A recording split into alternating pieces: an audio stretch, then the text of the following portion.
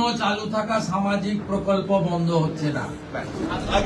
কোন সামাজিক চালু থাকা প্রকল্প, এটা আমরা আমাদের কর্মসূচি মানে প্রচারকালীনও বলেছি, কোন চালু থাকা সামাজিক প্রকল্প সে 30 বছর আগের হতে পারে, 10 বছর আগের হতে পারে, কোন সামাজিক প্রকল্প আমরা বন্ধ করছি না।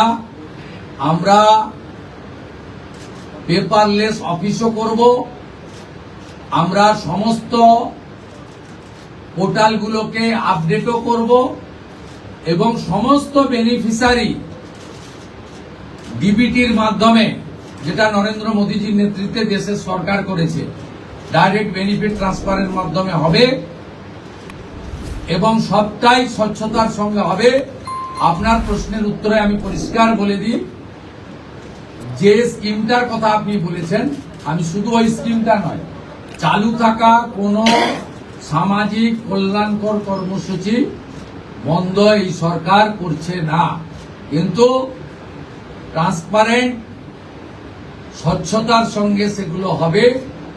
কোন মৃত ব্যক্তি তিনি কোন সামাজিক প্রকল্পের সুযোগ পেতে পারেন না, আপনিও বলবেন না পাওয়া উচিত। মায়ের স্নেহ, কন্যার সাজ, প্রতিটি রত্নে ভরত জুয়েলার্স। ভরত জুয়েলার্স, গুণমানের অঙ্গীকার, শান্তিনিকেতন রোড, বোলপুর।